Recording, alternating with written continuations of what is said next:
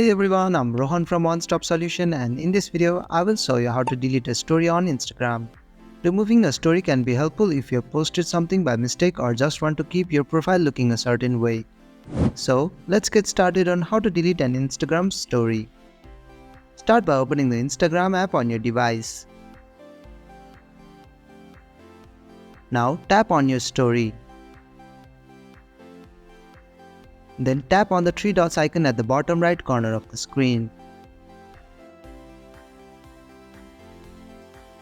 In the menu that appears, tap on the option Delete. Again, tap on Delete to confirm.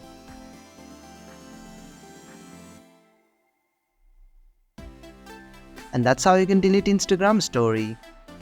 Thank you for watching One Stop Solution. I hope this video was helpful. If it was, then hit the like button and comment below if you have any questions or feedback.